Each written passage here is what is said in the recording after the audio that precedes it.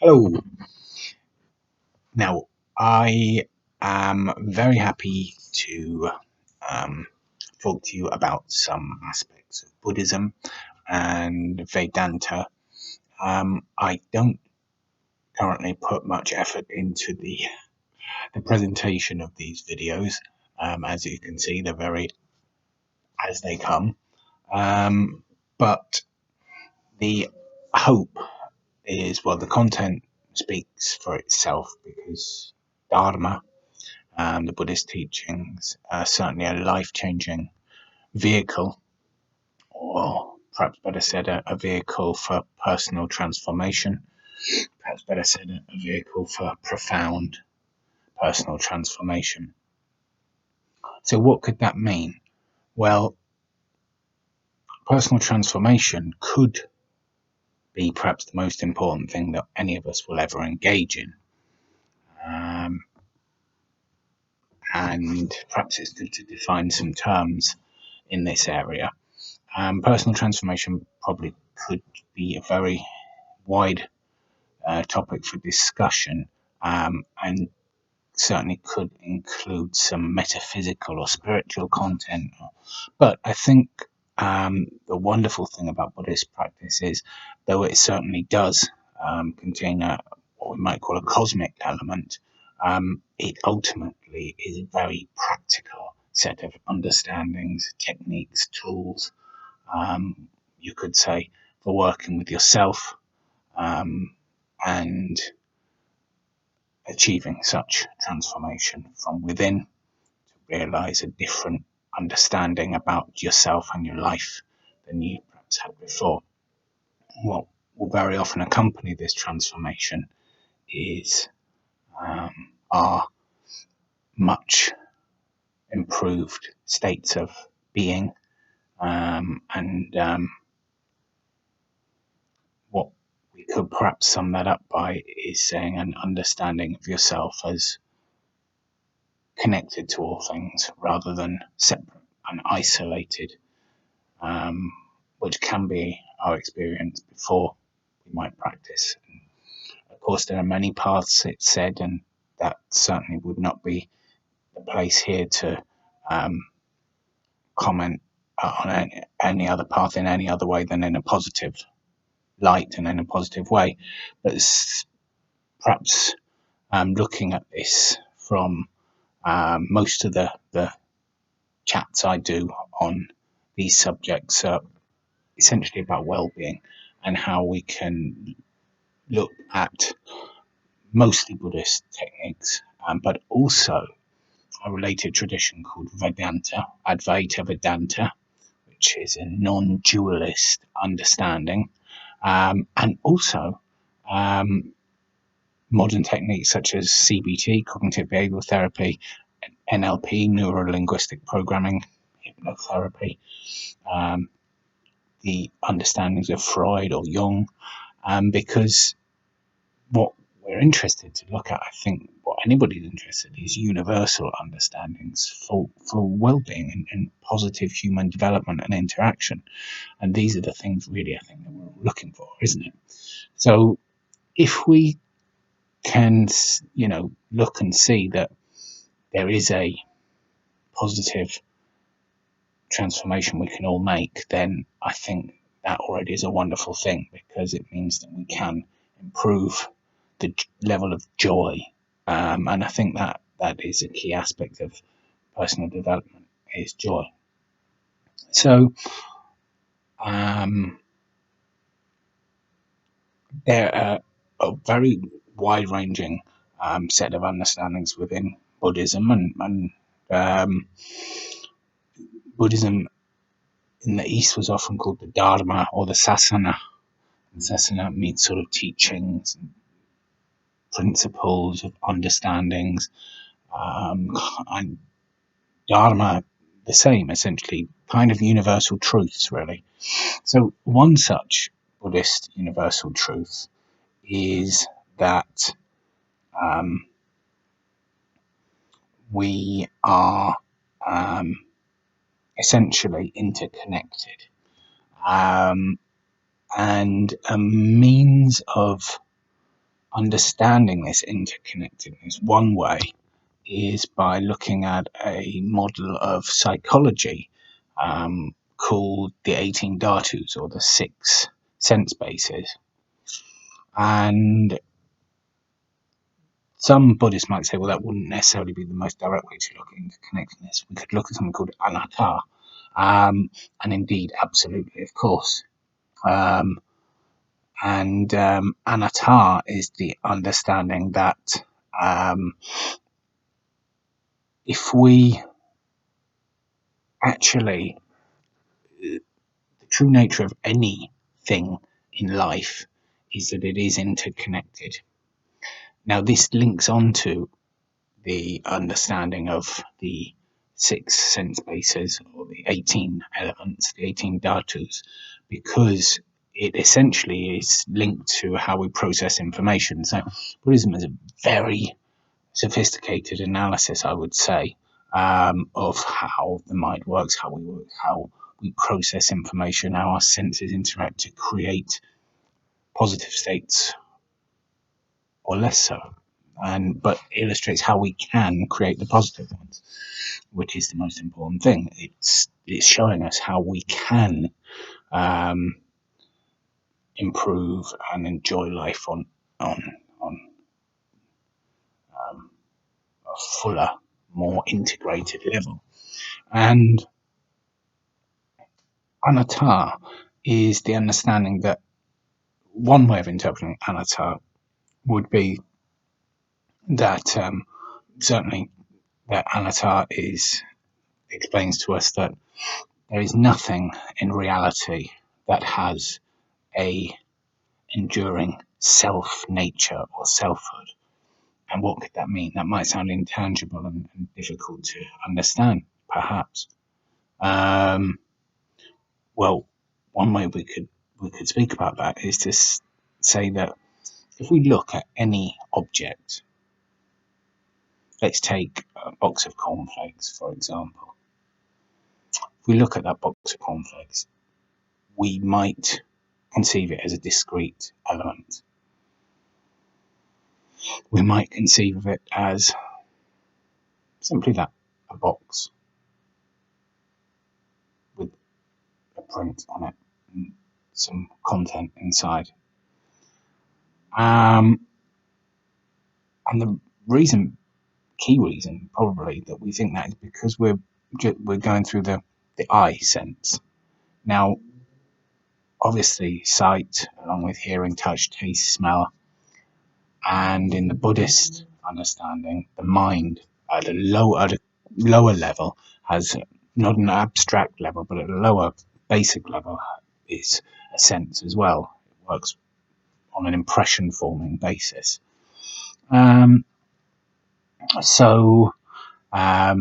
If we look at an object, we might well actually, if we reflect on it, come to the understanding or the realization possibly that we consider that to be separate from ourselves because of sight. And this is just one way of considering anatta, one way of considering that we are not separate from anything, actually. Now, we may resist this at first, but if we actually look at that object, then we can actually start to see that it's more than that, isn't it? That's not really what that object is. What that object is an ever moving flow of events and interactions and dynamics, essentially. It was once cardboard, still is. That came from trees. Those trees were grown, chopped down. Those elements have been in the universe for millions and billions of years. The transport then happened from a sawmill to a factory where the cardboard was made, which was then sent to a wholesaler perhaps, and then a company who makes this cornflakes decided that they would buy this cardboard from this producer or this wholesaler for their product. And while this might sound intangible, actually it's very, very important. It just might take a little while to kind of look at it. But this set of this cornflake box, for example, it's all these processes and many, many more. So if the producer then has a designer, or the cereal company then has a designer to design the front of the box or the whole packaging, then that, of course, is another process. Somebody designs that. There are many meetings. This person is chosen for it. The computer is used to design it on. At the same time, of course, the actual cereal is created somewhere. The product for the cereal may be shipped in from a different country. It was corn grown in a field. So then there's somebody who's created the recipe. Now, you may be listening to this thinking it's just so much noise. That's all. It's just stuff. But actually, it's how things are. The amazing thing, and where we could get a real shift in consciousness, is when we realize so often we rely on sight to process our world that we think that our sight is the sole criterion for what reality is, essentially. And it isn't. Neither is hearing, touch, taste, smell, the mind at the lower level. None of these things. None of these things are. And it's actually a profound, life-changing understanding of Anatta. And it's a key concept within what are called the 3 marks of existence within Buddhist thought formulation or Buddhist teachings. And as one of the 3 marks of existence, non-self or anatta defines everything. Then some people can find this a bit off-putting or challenging. But it's really to say that, look, one way of looking at it anyway is just to say the stuff we look at, it's not a discrete entity. It's not a separate, isolated thing. Looking at this laptop now, it's not that. Again, everything is a set of processes. They happen to have material form. But the true nature, we could say, of these things is interconnected, just as you are.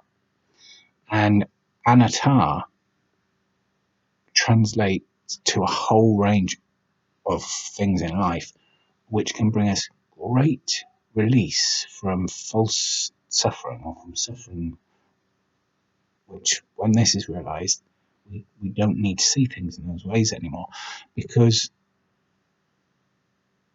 the actual thing that's happening is that, according to Buddhist thought, is that it is our mind that's conceiving reality slightly wrong and slightly skewed. And that is causing us a problem.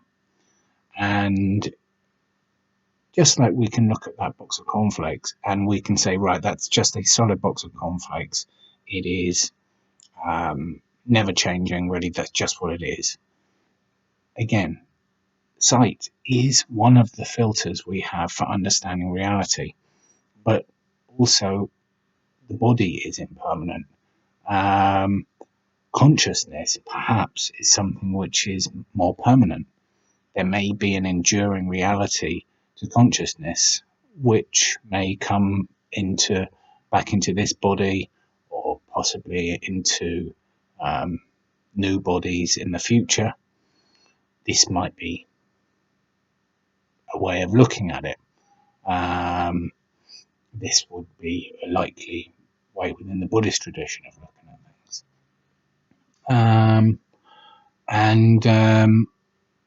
So the important thing probably to look at, really, is to see that if we look at items, things in life that we consider as discrete, separate, isolated things, actually, it, as we said, it's our sight really that is creating that impression, that illusion, actually. And so it is also with problems. So it is also with us ourselves. The mind may tend to look at things as fixed and solid, for example, problems, when actually these things will always change. It is the nature of things. We don't actually have to do anything. The Buddhist understanding will tell us that change is eternal and all phenomena are always in juxtaposition with each other and are in constant flux and constant change. And there is nothing that is fixed. We just have that impression, and that's the mind's false view in many ways. So if you take a problem in your life, you can look at it in just the same way. So an in-depth understanding such as Buddhism offers us can transform our understanding of great areas of our lives with real benefit, real liberation. If we look at a problem, we can, actually, if we were really to look at any element of that problem, it is not permanent. And it is our tendency to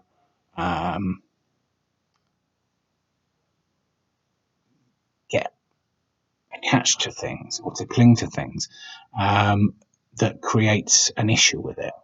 And when we see that we too are not really fixed selfhood, we are part of nature, we are in a much better position to experience joy and let life flow and let life just move like the river that it really is. And so this is Anatta. So we haven't really looked at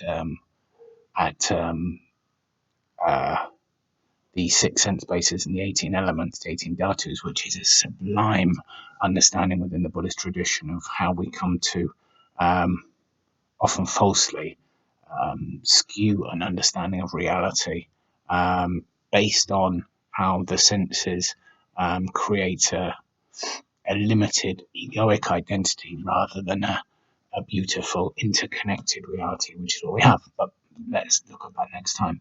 For now, we've looked at anatta, and as we mentioned there, it is one of the three marks of existence within the Buddhist understanding of three lakshana, and I think adds in true Buddhist understanding, and the true flux and flow of nature. We've just kind of let that evolve, really. But hopefully that is of some benefit, and please get in touch with any questions about Buddhist understanding. If I can answer, I would be more than happy to. I'll be able to maybe pass you on to somebody else. But I really encourage you to have a look into Buddhist thought. It's really illuminating and it's life-changing. So thanks ever so much.